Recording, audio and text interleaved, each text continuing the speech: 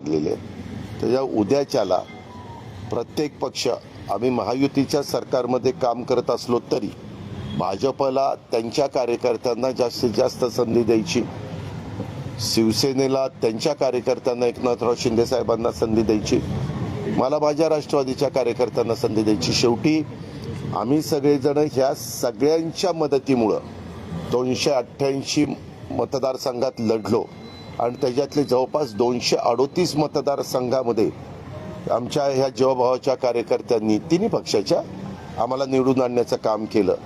पण त्या कार्यकर्त्याला पण संधी मिळाली पाहिजे, त्याच्यामुळं नगरपालिकेमध्ये देखील तशा प्रकारचा प्रयत्न झाला। अनेक ठिकाणी आम्ही एकमेकाच्या विरोधामध्ये देखील लढलो आणि महानगरपालिका देखील 29 आहे। प्रत्येकाला वाटतं आपल्या विचाराचा महापौर व्हावा आणि तशा प्रकारचे प्रयत्न सर्वांचेच चाललेले आणि हे सगळं करत असताना तिथली राजकीय परिस्थिती कशी उद्भवते त्या पद्धतीनं तिथले निर्णय हे तिथले जिल्हाध्यक्ष घेतील। त्यांचं म्हणणं आहे की दोन्ही राष्ट्रवादीने एकत्र लढावं आणि ते म्हणतात की अजित पवार पण तुम्हाला भेटून गेले, तुमचं काय त्यांना मार्गदर्शन राहणार आहे? मी सांगितलं ना, त्यांनी तिथल्या जिल्हाध्यक्षांना शहराध्यक्षांना भेटावं आणि त्याच्यातनं काही समन्वय साधता आला तर पाहावा।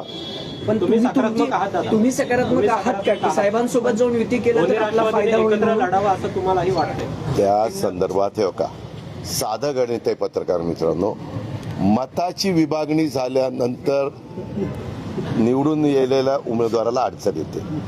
तीच मताची विभागणी होऊन नाही दिली तर त्यांना निवडून यायला सोपं जातं, तर तिथले शहराध्यक्ष जिल्हाध्यक्ष निर्णय घेतील। दादा, असं बोलून एक प्रकारे संकेत देताय का की आम्ही दोन्ही राष्ट्रवादी एकत्र येतोय म्हणून? गटाचे जे अध्यक्ष आहेत म्हणजे सातत्याने विरोध करताना दिसतंय, नको म्हणून अजितदादांसोबत। ठीक आहे, ठीक आहे, प्रत्येकाला स्वतःचं मत मांडण्याचा अधिकार असतो, तसं ते मांडतायत। महायुतीमध्ये एकमेकांच्या कार्यकर्ते पदाधिकारी घेण्याचं मध्ये ठरलं नाही, तुम्ही जसं आता म्हटलं।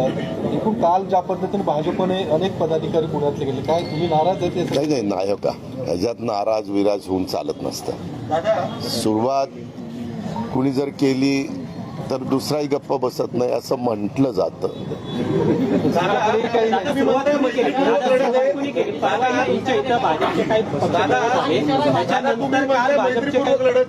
भाजप तुमच्या